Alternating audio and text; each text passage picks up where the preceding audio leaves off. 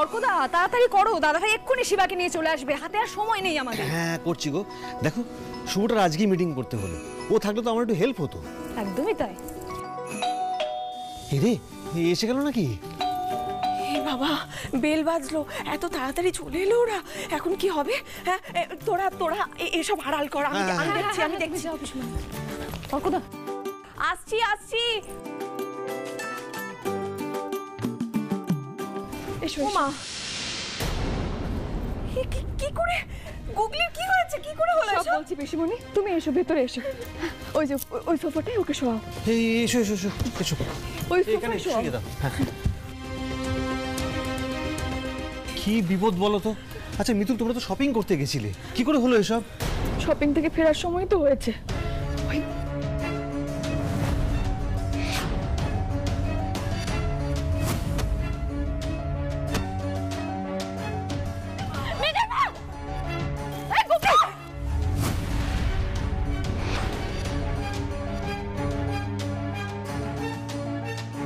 সত্যি সেই সময় যদি ও ওখানে না থাকতো, আমার গুগলিটার যে কি হতো। তোমাকে অশেষ ধন্যবাদ বাবা, তুমি সাক্ষাৎ দেবদূতের মতো। দেখো না আজকে আমাদের লাহিড়ী পরিবারকে কত বড় বিপদের হাত থেকে তুমি রক্ষা করেছো। আপনি এভাবে বলবেন না, আমার মানে আমাকে এটা লজ্জায় ফেলা হচ্ছে। আসলে সবাইকে ভালোভাবে বাঁচিয়ে তোলাই তো আমার কাজ। আপনারা ওনাকে একটু সাবধানে রাখবেন। খুব ভালো হয়েছে যে ব্লিডিংটা হয়ে গেছে, অনেকটা রিলিফ পাওয়া গেছে, নইলে ওই ক্লটটা জমে গেলে একটা রিস্ক থেকে যেত আর কি। আচ্ছা বলছি, কোনো ভয়ের কারণ নেই তো এখন? না, ভয়ের আর কোনো কারণ নেই, কিন্তু আমি যে ওষুধগুলো বলেছি সেগুলো একটু সময় করে খাইয়ে দেবেন। আচ্ছা আমি তাহলে আজকে আসি। আরে তুমি? ম্যাডাম আপনি এখানে?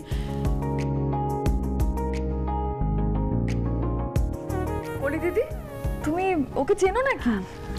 ওকে চিনবো না? ও তো গরিবের কাছে ভগবান।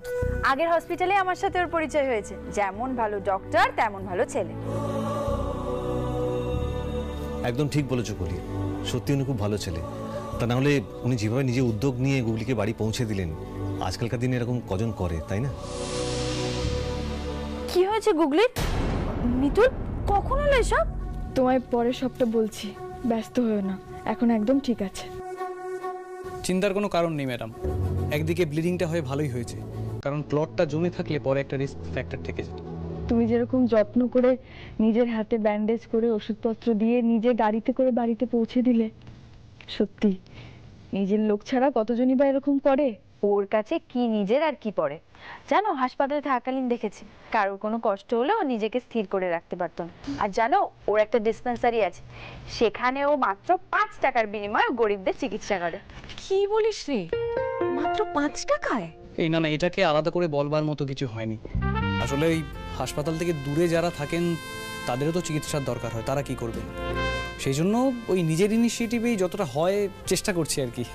খুব ভালো লাগলো জানো, মানে তোমাদের জেনারেশন এখনো মানুষের জন্য এতটা ভাবে, এটা ভেবে খুব স্বস্তি লাগছে। যেন আমারও এক রিলেটিভের ছেলে রয়েছে, সেও ডাক্তার। তাকে লাস্ট দেখেছি তখন ক্লাস 3 কি 4-এ পড়তো। সেও এরকম নিডি মানুষদের পাশে থেকে অনেক পরিশ্রম করছে, তাদের জন্য অনেক চিন্তাভাবনা করছে। তোমরা না তোমাদের পরের জেনারেশনের কাছে একদম এক্সাম্পল হয়ে যাবে। হ্যাঁ, আর ওর কিন্তু ফান্ডিং এর পিছনে কেউ নেই, পুরোটাই নিজের রোজগারের টাকা থেকে করে। প্রচন্ড অনেস্ট ছেলে, কিন্তু ওর যে ডিগ্রি আছে ও কিন্তু ইজিলি বিদেশে সেটেলড হয়ে যেতে পারে। তা না করেও দেশের এই কানাগলিতে 5 টাকায় চিকিৎসা করছে। যদি সবাই বাইরে চলে যায় তাহলে এখানকার মানুষের কি হবে, তাই না? সেই তো। আর আমি তো বিদেশে জন্মাইনি, আমার জন্ম তো এই মাটিতে, তাই আমি যা করব এখানকার মানুষের জন্যই করব। আচ্ছা এবার কিন্তু আমাকে সত্যি বেরোতে হবে, নইলে ওদিকটা অনেকটা লেট হয়ে যাবে। আমি বরং আজকে আসি। আচ্ছা পরে একদিন সময় করে এসো। নিশ্চয়ই ম্যাম, ঠিক আছে আজকে এলাম।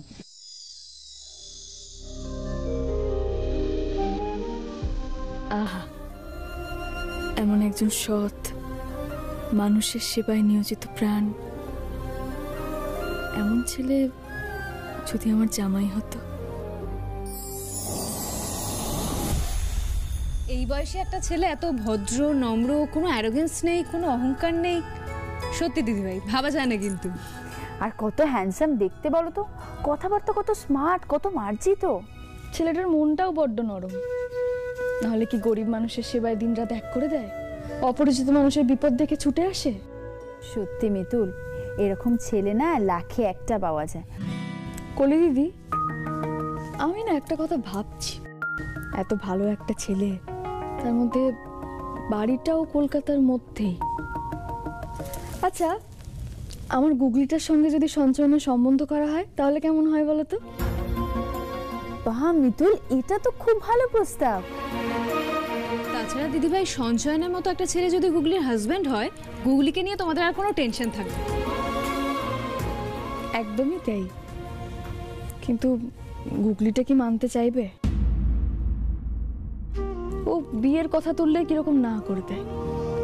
ওই অনুরাগ নামের একটা ঠকবাজের পাল্লায় পড়ে মন ভেঙেছিল, তারপর থেকে বিয়ের থেকে কিরকম মনই উঠে গেছে ওর, জানো তো? উঠে গেছে তো কি হয়েছে, বসতে কতক্ষণ। মানে দেখো দিদিভাই, গুগলি এর আগে একটা ধাক্কা খেয়েছে, ওই জন্য ওর বিয়ের ওপর থেকে মন উঠে গেছে। কিন্তু একটা ভালো ছেলের সঙ্গ পেলে ওর আবার বিয়েতে মন বসবে। তাছাড়া সঞ্চয়নকে দেখে আমার বেশ ভালোই লাগলো, ওর সাথে মিশলে গুগলির ভালোই লাগবে, খারাপ লাগবে না, তুমি দেখে নিও। ঠিকই বলেছ অলকা, আমার মনে হয় গুগলি সঞ্চয়নকে একটু কাছ থেকে চিনলে জানলে ওর ভরসাটা আবার ফিরে আসবে। যাকে এখন যাতে গুগলি আর সঞ্চয়ন একে অপরের সঙ্গে মেলামেশা করতে পারে, দেখা করতে পারে, কথা বলতে পারে, সেই ব্যবস্থাটাই আমাদের করতে হবে, জানো তো? কিন্তু কি করবে মিতুল? সে তুমি আমার উপর ছেড়ে দাও। তোমার কাছে সঞ্চয়নের নাম্বার আছে কলি দিদি? দাঁড়ো দেখছি। দেখো তো। কিন্তু দিদিভাই, তোমার প্ল্যানটা কি বলো তো? গুগলির সাথে সঞ্চয়নকে একটু কথা বলতে হবে, একটু বেশি সময় ধরে। পেয়েছো? হ্যাঁ, এই নাও। এই তো, এখনই একবার একটা ফোন করি।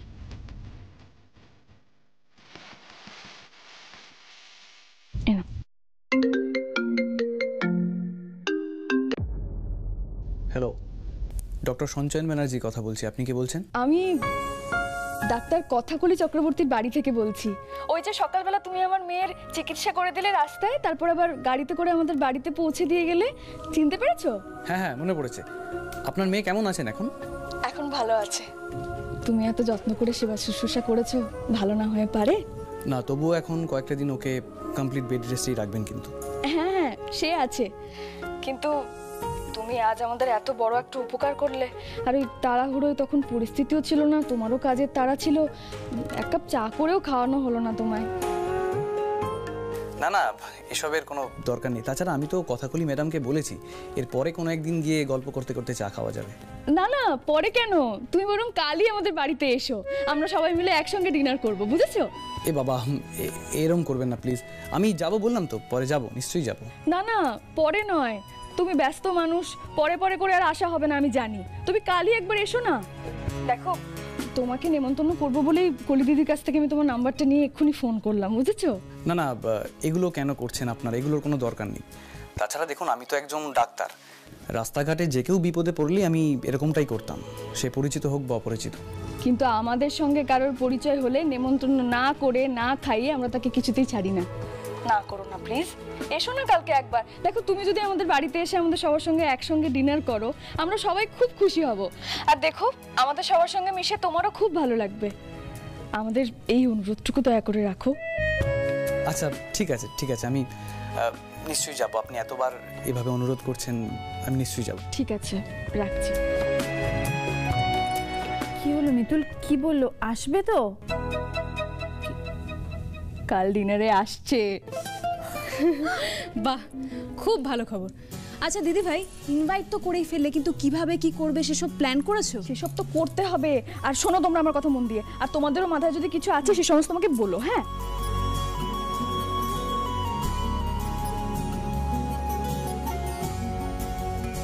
এই প্ল্যান সাকসেসফুল হতে বাধ্য।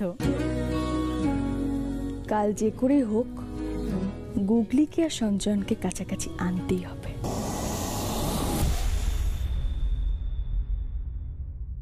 আয় আয় আমার সঙ্গে আয়। এটা কি ধরনের হাঁটা হচ্ছে গুগলি? একটু শান্তভাবে হাঁট, লক্ষ্মীশ্রী বলেও তো একটা কথা আছে নাকি? সেটা নয়, ঠিক আছে মিতুল মা, তুই আমাকে একটা কথা বল, এখন আমার বেরোনোরও কিছু নেই, তুই আমাকে এরকম ভাবে সাজিয়েছিস কেন? তাতে ক্ষতি কি হয়েছে? খারাপ কিছু হয়েছে? সেটা না মিতুল মা, তুই আমাকে একটা কথা বল, তুই আমাকে আগে কখনো দেখেছিস আমি বাড়িতে এইভাবে সেজে থাকি? তুই বাড়ি ছাড়, বাইরেও কখনো এইভাবে গেছি এত সেজে, তাহলে আজকে কেন সাজানোর জন্য তুই এত উঠে পড়ে লেগেছিস বলতো? কি? আরে সাজানোর জন্য উঠে পড়ে? তুই কি বলছিস বলতো এই সমস্ত কথা? আমি তোকে সাজানোর জন্য উঠে পড়ে লেগেছি? এত দামি দামি সমস্ত মেকআপের জিনিস কিনিস, সেগুলো তো কোনোদিনও ব্যবহার করতে দেখি না, পরে থেকে থেকে নষ্ট হয়। তাই ভাবলাম যদি মেকআপের জিনিসগুলো কাজে লাগানো যায় আর কি। আর তুই সব সময় এবার থেকে এরকম সেজে গুজে থাকবি, কারণে অকারণে সব সময়, বাড়িতেও, বুঝলি? হ্যাঁ হ্যাঁ। মিতুল মায়ের কি হলো? এরকম পুতুল সাজানোর মতো আমাকে তো এমনি এমনি সাজাবে না, তাও আবার আজ থেকেই হঠাৎ করে এরকম শুরু করলো। নিশ্চয়ই কোনো কথা আমাকে আড়াল করছে। যাক বাবা, কিছু বোঝেনি মনে হয়। সঞ্চয়ন আসা অব্দি ওকে কিছু বুঝতে দেওয়া যাবে না, না হলে ঘরে গিয়ে দরজা বন্ধ করে বসে থাকবে। আচ্ছা মিতুল মা, আমি একটু ওপর থেকে আমার ফোনটা নিয়ে এসে পরে, আগে তুই আমার সঙ্গে এখন রান্নাঘরে যাবি। আর এদিকে কি হচ্ছে না হচ্ছে সমস্ত কিছু জানতে হবে নাকি গুগলি? উফ বাবা, পারবো না এই মেয়েটাকে নিয়ে আমি, আর জানো তো। হ্যাঁ মিতুল মা, এত আয়োজন কিসের জন্য? আরে শিবার জন্য সেলিব্রেশন তো কালকে হয়ে গেছে, তো এত রান্না এত পদ কার জন্য করেছিস বলতো?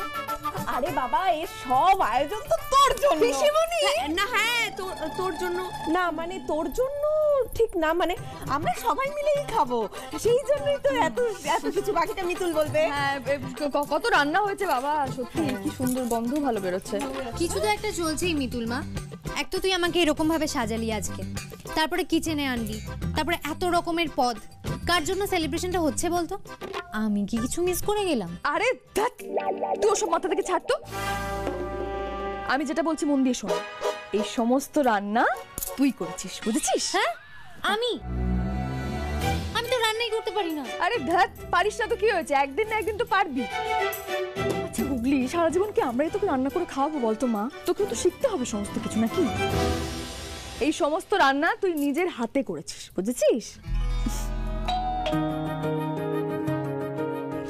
মিতুল মা, এখন আবার কাকে আসতে বলেছি? তুই আয় আমার সঙ্গে, আয় এদিকে, যা মায়ের সাথে যা। আয় আয় আয়। হচ্ছেটা কি মিতুল মা? তুই বলবি না তো আমাকে? তোরা ঠিক কি করতে চাইছিস আমাকে একটু বল না প্লিজ। কি করতে চাইবো বলতো? আমার মেয়েটাকে একটু সুন্দর করে সাজানোর ইচ্ছে হয়েছে, সেটাও কি পারবো না নাকি বলতো? দেখি সমস্ত কিছু ঠিকঠাক আছে কিনা। মা মেয়ে কি বল, তখন থেকে বেল বাজছে, কেউ দাঁড়িয়ে আছে তো নাকি? তুমি কোথায় যাচ্ছ? তুমি এখানে চুপ করে দাঁড়িয়ে থাকো। গুগলি, কি হলো, দাঁড়িয়ে আছিস কেন? যা গিয়ে দরজাটা খোল। আমি এক মিনিট, আমি তো সেটাই করতে চাচ্ছিলাম। তুমি করলে হবে না।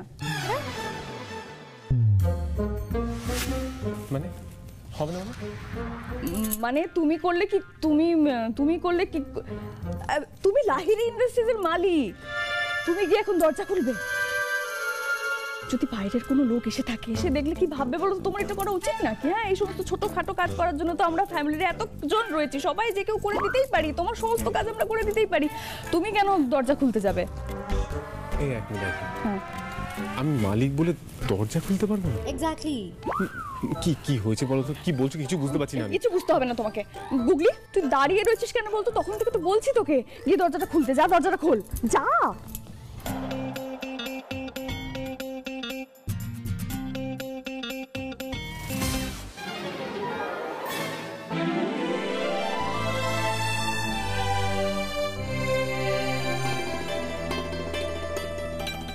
আপনি সঞ্চয়ন, দেখেছো মেয়ের কাণ্ড? দরজা খুলে পথ আটকে দাঁড়িয়ে রইল, না সঞ্চয়কে ভেতরে আসতে বলছে, না বসতে বলছে। উফ, এটাকে নিয়ে না আমি আর পারবো না। এই সঞ্চয় আগে বলবে তো, আমি ওয়েলকাম করছি। কোথায় যাচ্ছ? আমি চাইছি ওদের দুজনকে যাতে একটু কাছাকাছি দুজনে আসে, গুগলির যাতে সঞ্চয়নকে ভালো লাগে, আর তুমি বারে বারে দুজনের মাঝখানে পাঁচিল হয়ে ঢুকতে চাইছো। এরকম করলে কি করে হবে ইন্দ্রবাবু? এক মিনিট, কি করে হবে? মানে তুমি কি চাইছো গুগলির সাথেও? এখন কেমন আছেন মিতুল? এটা তুমি কি করে ঠিক করে নিলে? জানা নেই, শোনা নেই, ছেলেটা কিরকম, কি স্বভাবের, না জানি মেয়েটাকে তুলে দেবো? হ্যাঁ, একবার বিপদ থেকে বাঁচিয়েছে বলে। হীরের টুকরো ছেলে, হ্যাঁ গো, বিশ্বাস করো তুমি আমার কথা, আমি জেনে শুনেই বলছি, আমি খোঁজখবর নিয়েছি। কলি দিদিরও তো চেনা জানা আছে। আর ছেলেটাকে আমার সত্যিই খুব ভালো লেগেছে, আমাদের গুগলির জন্য একেবারে আদর্শ। তোমার কি মনে হয় বলো তো, আমি গুগলিকে জেনে শুনে কখনো ভুল মানুষের হাতে তুলে দিতে পারি? না, তুমি না জেনে শুনো তো। তুমি আমার উপর ভরসা করো তো? তাহলে আমি যেটা করছি তুমি চুপচাপ সেটাকে সাহায্য করবে, সমর্থন, বুঝেছো? মেয়েটাকে তো না বললে কিছু করবেও না, পুরো তোমার মতো হয়। গুগলি, তুই কি ওখানেই দাঁড় করিয়ে রাখবি নাকি রে ওকে? নিয়ে আয় ভেতরে। আসুন।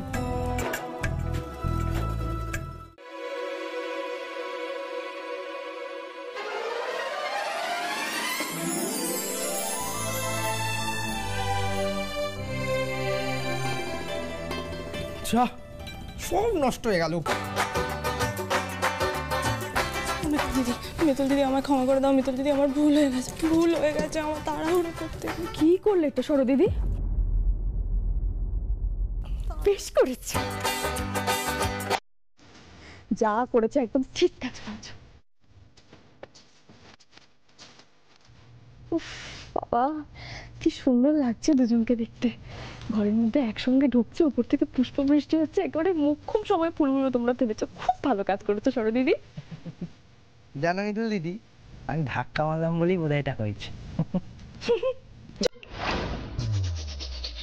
আরে তুমি ওখানে দাঁড়িয়ে রইলে কেন? এসো এসো এসো এসো।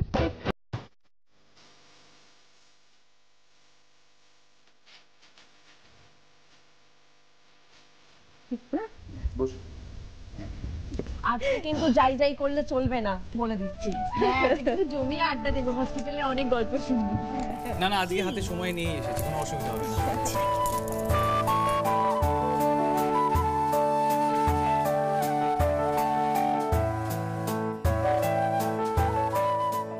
বাহ, দুজনকে বেশ মানিয়েছে তো।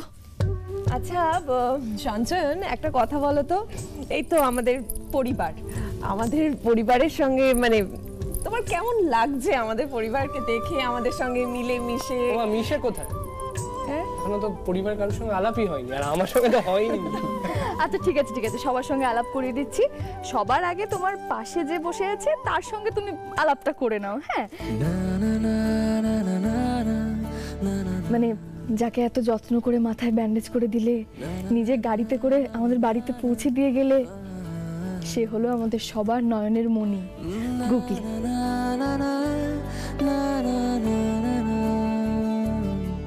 আর ওই যে ও হচ্ছে গুগলির ভাই, আমাদের আর এক নয়নের মণি, আদর। হ্যালো।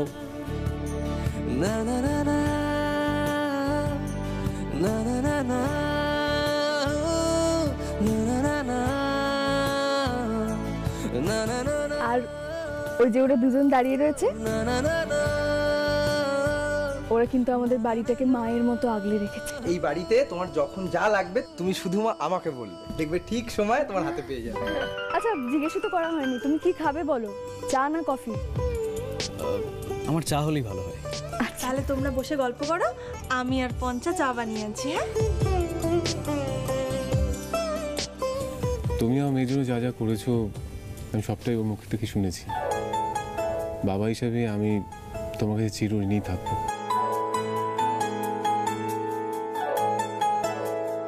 তোমার যদি কোনোভাবে কোনো হেল্প লাগে তুমি আমাকে নির্দ্বিধায় বলতে পারো।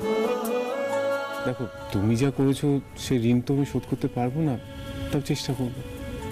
দেখুন, হেল্প যদি করতেই হয় তাহলে পরের বার এমন একজনকে হেল্প করবেন যিনি বিপদে পড়েছেন, ওতেই আমার হেল্প হয়ে যাবে।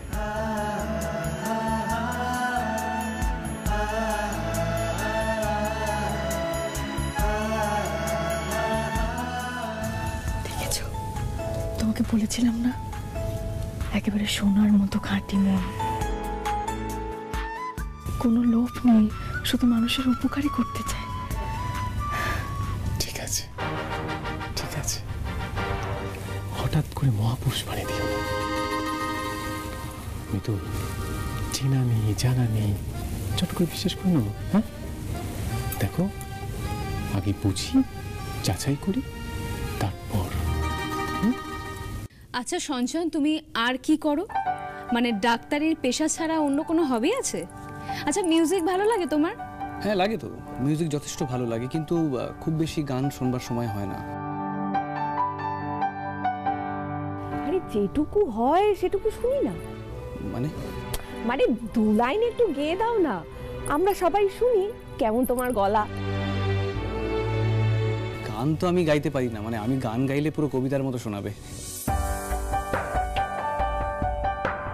আচ্ছা ঠিক আছে, আমরা না হয় কবিতাই শুনবো, তুমি একটা গান শুরু করো তো। বরাবরই এত লাজুকে না। আরে গাও না, এত লজ্জা পাচ্ছ কেন? আরে বাবা, ফাংশনে তো গান গাইছো না, আমাদের পরিবারের মধ্যেই গাইছো। তুমি না হয় শুরু করো, গুগলি না হয় তোমার সঙ্গে গলা মিলিয়ে দেবে, ও কিন্তু খুব ভালো গান করে। আমি?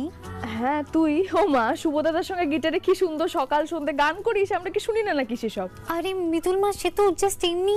চুপ কর তো। এমনি করে যাচ্ছে তখন থেকে। হ্যাঁ আমি বুঝতে পেরেছি, তোরা দুজনেই আসলে খুব লজ্জা পাচ্ছিস। সঞ্চয়, না তো লজ্জা পাওয়ার কি আছে বলো তো? শুরু করো গান। আচ্ছা ঠিক আছে, শুধু ও নয়, আমরা সবাই মিলে অন্তাক্ষরী খেলবো, তাহলে রাজি তো? আমি তো রাজি, কিন্তু একটা শর্ত আছে। সেটা হচ্ছে যে গুগলিকে আর সঞ্চয়নকে একসঙ্গে একটা গান শোনাতে হবে। তাহলে শুরু করি। গুগলি, তোদের টিমে হচ্ছে সঞ্চয়ন আর শুভদাদা, আর আমাদের টিমে এক্সকিউজ মি, আমার একটা খুব জরুরি ফোন এসেছে। আচ্ছা, একটু অন্য কোথাও কথা বলা যাবে? ঠিক আছে, তুমি ওদিকটা গিয়ে কথা বলো।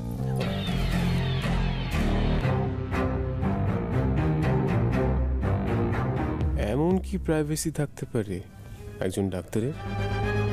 কি এমন জরুরি কথা থাকতে পারে যে উঠে গিয়ে লুকিয়ে এভাবে কথা বলতে হবে?